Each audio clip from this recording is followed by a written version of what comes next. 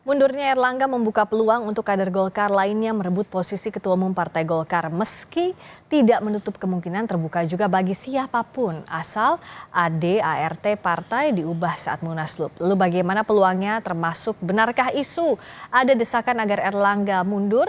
Kami bahas bersama Ridwan Hisyam, anggota Dewan Pakar Partai Golkar dan juga sudah bergabung Ibu Siti Zuhro, peneliti politik BRIN, nanti Pak Ridwan Hisyam akan bergabung.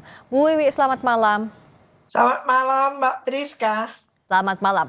Kalau melihat mundurnya Pak Erlangga yang tiba-tiba dikatakan ini keinginan pribadi, tapi ada kecurigaan juga dari mantan kader Golkar, Yusuf Hamka misalnya yang bilang bahwa tampaknya ada desakan meskipun dibantah oleh DPP Golkar. Bagaimana Mbak Wiwi lihat dinamika ini? Iya, apa yang dikatakan Pak Yusuf Hamka tadi itu sampai beliau mundur ya sebagai pengurus dan bahkan sebagai calon gitu ya yang akan diusung dalam pilkada 2024 ini ya menunjukkan bahwa ya kaget beliau kan gitu. Tadi juga ada ungkapan dari Pak Luhut Binsar Panjaitan yang mengatakan sebagai tentu ya sama-sama pengurus di situ kaget kok ada gonjang-ganjing lah ini. Jadi harus digarisbawahi ini kok ada gonjang-ganjing. Itu mundurnya Pak Erlangga sebagai Ketua Umum Golkar ya dalam hal ini mengingat ini memang organisasi politik ya. Organisasi politik itu kan syarat dengan orientasi, kepentingan dan kekuasaan. Ya. Maka tidak mungkin gitu ya mundur begitu saja di saat seperti ini hitungan bulan untuk Desember tanpa satu alasan ya. Meskipun yang tahu adalah hanya mungkin Pak Ketua Umum dalam Ya. hal ini Pak Erlangga, tapi kan bisa dianalisis juga kan. Meskipun sudah banyak sebetulnya hasil analisis yang mencoba memprediksi gitu ya, apa gerangan yang membuat atau mendorong Pak Erlangga ini mundur gitu. Dari semua ungkapan statement yang disampaikan ke publik itu sebetulnya kita bisa menilai gitu ya bahwa sebetulnya ini pilihan yang berat tapi dia lakukan gitu ya. Ini pilihan yang berat tapi dilakukan juga gitu. Lalu kita melihat juga dalam perkembangannya pertemuan yang ada di IKN gitu, kesannya kayak cair gitu ya. Ya, nah tapi yang cair di IKN itu Mbak Wiwi bisa dibaca bahwa itu hanya sekadar gurauan atau ada maksud lain? Misalnya tadi Pak Erlangga kan bercanda ya dengan Pak Bahlil bilang bahwa soal rebutan kursi dibalas juga dengan gurauan. Ini bisa semata-mata dibaca candaan saja dalam kondisi ini atau tidak ada kode yang disampaikan? Iya, tentu candaan yang sangat kritis ya. Candaan yang sangat kritis dan dalam hal ini Mas Bahlil itu orangnya juga memiliki sense of humor ya, rasa humor yang tinggi dan tentu gitu bisa menimpali dengan candaan balik gitu sehingga membuat suasana itu gergeran gitu ya. Kita menyaksikan betapa cairnya, betapa seolah tidak ada beban apapun gitu ya, riang gembira ada di IKN kan seperti itu. Ya itu apakah kesan natural seperti itu atau apa, tapi kita publik yang melihat itu ya mudah-mudahan memang semuanya lagi gembira ada di IKN kan itu ya. Tapi bagaimanapun juga dengan mundurnya Pak Erlangga ini bisa dimaknai bahwa kalaupun Munas itu Desember 2024, mengapa harus mundur gitu kan? Ya. Jadi kalau Munasnya memang ada loop-nya luar biasa, Ya. maka mundur itu menjadi sangat relevan dan signifikan dan bahkan urgent dilakukan, apalagi tidak tertutup kemungkinan akan ada langkah-langkah strategis yang dikerucutkan agar Munaslup itu juga bulan ini juga kan gitu. Ya, tampaknya Mbak Wiwi semakin banyak pernyataan, semakin banyak juga pertanyaan yang muncul dari yang disampaikan oleh pihak Golkar termasuk mantan Ketua Umum Erlangga Hartarto. Secara de facto memang mantan tapi kan secara de jure-nya masih sebenarnya. Nah, tapi bagaimana kita melihat bahwa kalau Pak Erlangga bilang ada hal yang kontradiktif, misalnya saya begini Mbak Wiwi, dikatakan bahwa Pak Erlangga saat mundur itu bilang bahwa saya sukses untuk membawa Partai Golkar di Pileg, di Pilpres 2024, tapi pilihannya mundur.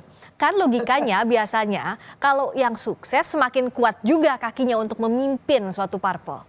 Betul, memang makanya saya katakan tadi bahwa sebetulnya sangat dilematis gitu ya.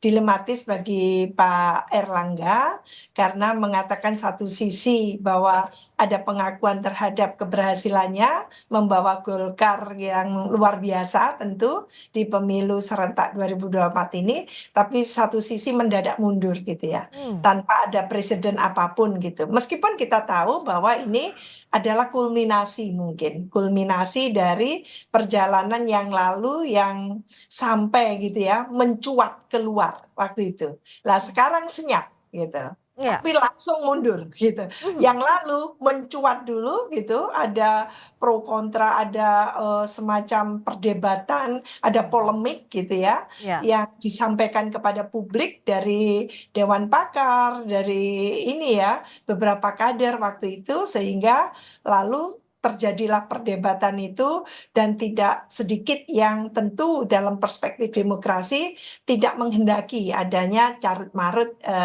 yang terjadi di partai-partai. Jadi partai-partai ini harusnya menjadi partai-partai apalagi yang ini kan sedang menyongsong pilkada serentak di 545 daerah. Hmm, Maka ya tentunya tidak seharusnya ada kejutan-kejutan yang tidak apa ya, tidak sangat sama sekali tidak signifikan gitu iya, untuk disuguhkan kepada publik kan gitu. iya. Maka kita tahu juga bahwa ini masalah internal di Golkar gitu ya. Mhm, Cuman publik luas itu mengharapkan bahwa meskipun itu persoalan internal di Golkar gitu ya, mhm. jangan sampai berdampak ya yang tidak positif terhadap tentunya proses demokrasi kita khususnya dalam pilkada 2024 ini yang dalam hitungan mungkin berapa bulan lagi ya untuk menuju Desember. Bulan ini 27 Agustus ini Ya. kalau tidak salah sudah ada pendaftaran. Mhm, Lah ini bagaimana tentunya gitu ya mhm. dengan adanya gonjang-ganjing ya. Saya hanya menirukan pernyataan dari Pak LBP tadi gonjang-ganjing Iya. di Golkar ini memang di wrap up secara senyap tapi mencuat juga dengan kata mundur tadi itu tentu juga menimbulkan banyak pertanyaan dari publik luas Iya, gitu. Ada pertanyaan apa? iya, Iya, pertanyaan ada apanya termasuk begini, katanya kan Pak Erlangga menyatakan mundur karena agar transisi pemerintahan berjalan mulus. Tapi tadi seperti Mbak Wiwi bilang, kan mau pilkada juga, harusnya ini stabil kondisinya, tidak ada pergerakan yang tidak produktif. Nah, iya. kalau dari sisi Mbak Wiwi, kacamata peneliti, apa dampak negatifnya dengan Pak Erlangga mundur jelang pilkada? Sementara di sisi lain Pak Erlangga bilang justru ini agar mulus transisinya. Iya, iya, ini kan bahasa-bahasa yang sangat diplomatis ya, Mbak Priska, menurut saya bahasa-bahasa politis diplomatis gitu ya, agar tidak menimbulkan katakan gitu ya, bahwa mundurnya itu justru menimbulkan nanti silang sengkarut atau perdebatan luas di publik kan gitu. Mhm. Ya, mungkin satu sisi bagus gitu, tapi bagaimanapun juga karena sudah mundur lalu dipertanyakan sekarang itu. Ya. Nah, ini kan menjadi pertanyaan tersendiri dan menurut saya memang seolah-olah mengesankan kalau itu demi stabilitas dari pemerintahan nanti menuju pemerintahan baru, transisi ke sana dan sebagainya, seolah-olah Pak Erlangga ini penghalang gitu ya, faktor yang constraining gitu ya, Ya. seolah-olah kesannya jadi seperti itu. Maka ini yang tidak boleh dimaknai keliru gitu ya Ya. oleh publik karena bagaimanapun juga kalau dicari-carikan asal atau sebab musababnya menjadi keliru kalau tidak apa adanya gitu ya. Meskipun politik itu harus di wrap up sedemikian rupa dengan bahasa-bahasa yang kalimat-kalimat yang diplomatis, tapi bukan berarti lalu tidak logis gitu loh. Hmm. Diplomatis tapi harus logis juga gitu. Karena bagaimanapun juga tadi itu organisasi politik yang syarat dengan kepentingan dan Siap, siap. orientasi kekuasaan. Ya, Itu. Ya, tampaknya Pak Ridwan Hisyam sudah bergabung juga. Selamat malam Pak ya, Ridwan Hisyam. siap, siap. Nah, bicara soal Ya, tadi terima saya kasih. sudah berbicara duluan dengan Bu Siti Zuhro Ya, soal apa alasan dibalik Pak Erlangga mundur. Kan pertanyaan dari ya, publik juga pasti dari internal juga bertanya-tanya. Apa betul ada ya, desakan di balik ini Pak Ridwan? ya. Saya kira tidak adalah desakan. Kalau masalah mundur itu sudah waktunya Pak Erlangga mundur. Sejak awal setahun yang lalu saya sudah minta Pak Erlangga harus mundur. Karena dia Hmm. tidak bisa melaksanakan apa yang eh, Golkar baru dengan paradigma barunya itu dia tidak bisa melaksanakan. Apa yang tidak achieve? Sehingga ya dia Golkar itu partai mandiri, partai yang harus berubah dari zaman Orde Baru menjadi paradigma baru, partai yang terbuka, partai yang demokratis, partai yang melaksanakan manajemen modern dan mendengarkan aspirasi dari bawah dan selalu check and recheck. Nah ini tidak dilakukan oleh Pak Erlangga, dia tertutup, manajemennya tertutup. Jadi saya sudah minta waktu ke Pak Erlangga mundur kalau tidak bisa. Saya ini anggota fraksi Partai Golkar, sudah hampir 5 tahun selesai, rapat fraksi pleno itu baru 1 kali.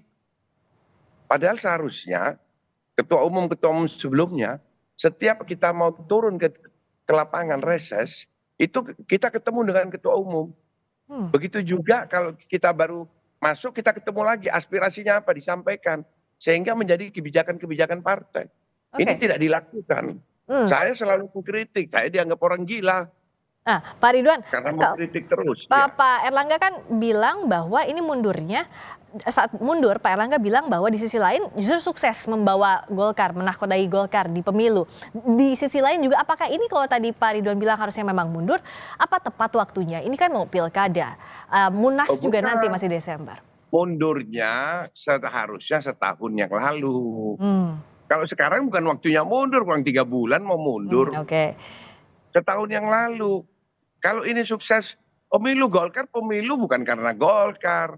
Itu efek ekor jas daripada Prabowo, Gibran, suara naik.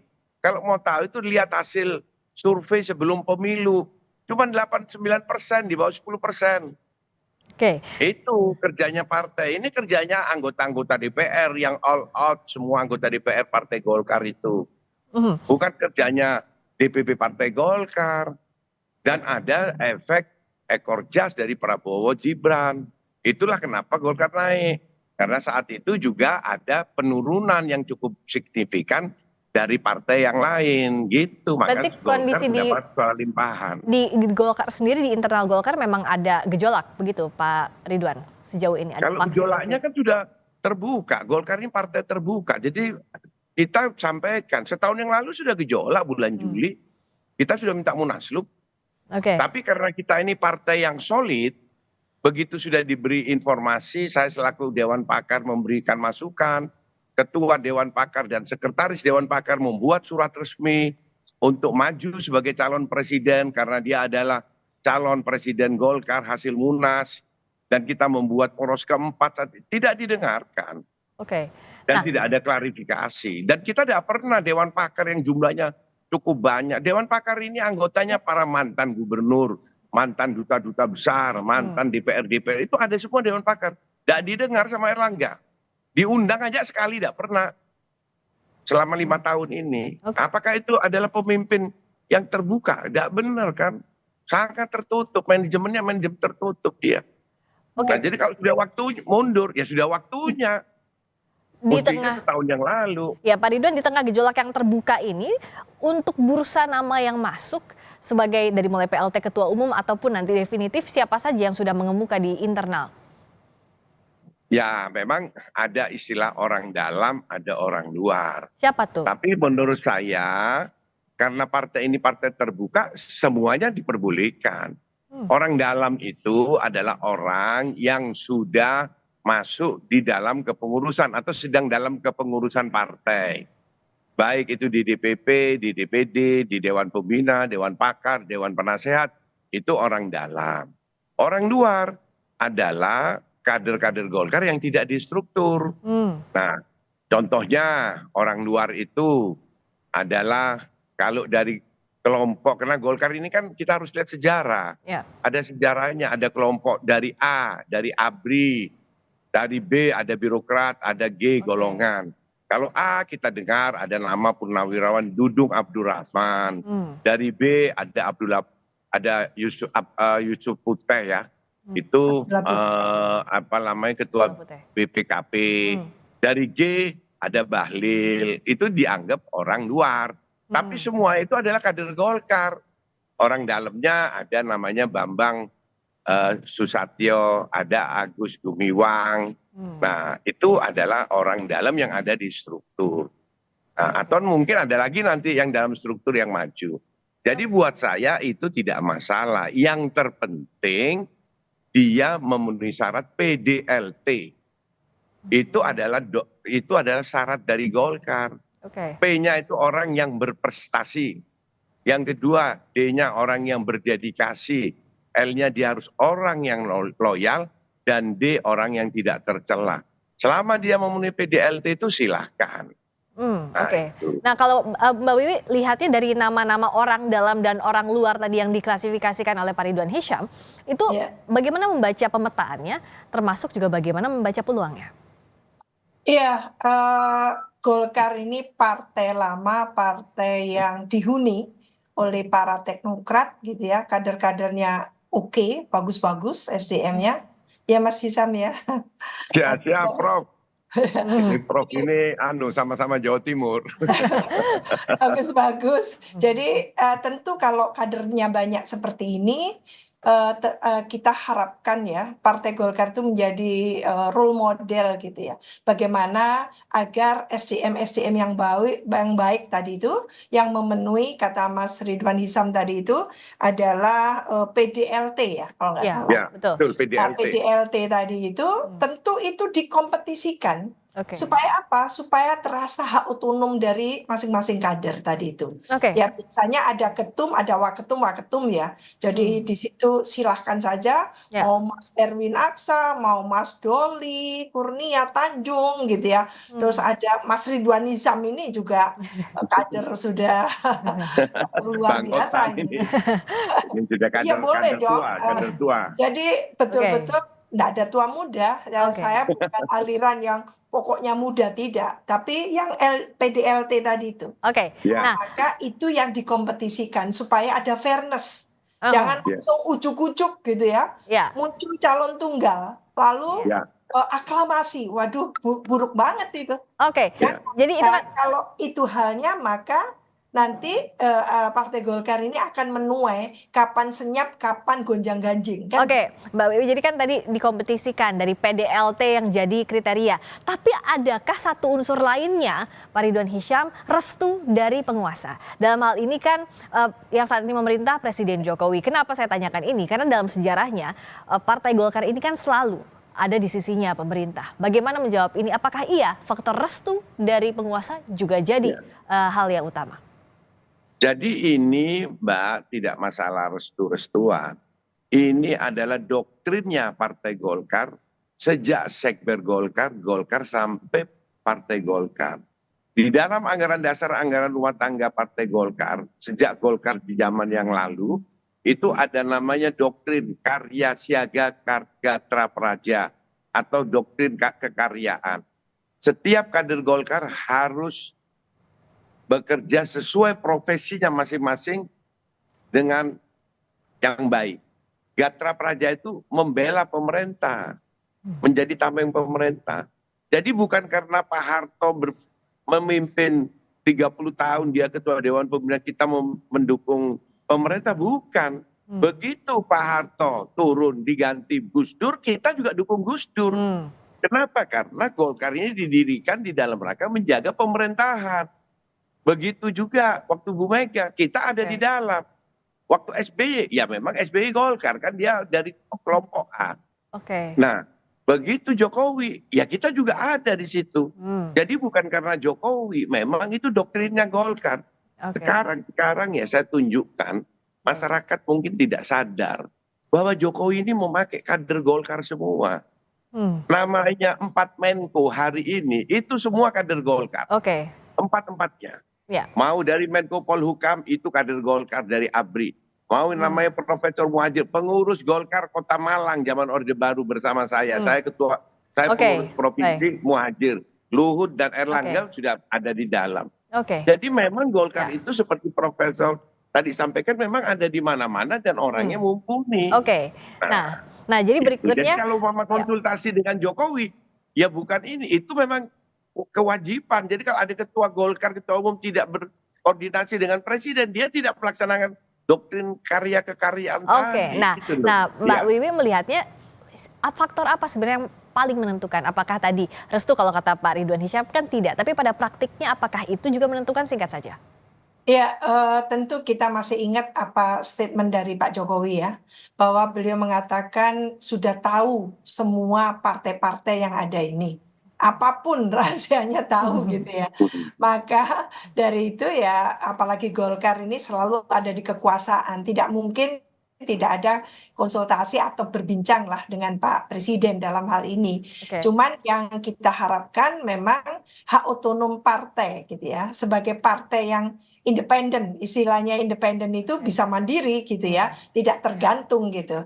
Malah partai lah yang akan mengusung calon presiden, calon wakil presiden. Kita harapkan memang bukan semakin merosot peran dari Golkar ini dalam perspektif demokrasi ya tentunya, oke, tapi justru meningkat, menunjukkan gitu ya, ini kebangkitan Golkar. baik. Pemilu 2024 sudah dimenangkan di legislatif, bukan dimenangkan, lumayan naik naik Peringkat ininya, 2 ya? naik kursinya.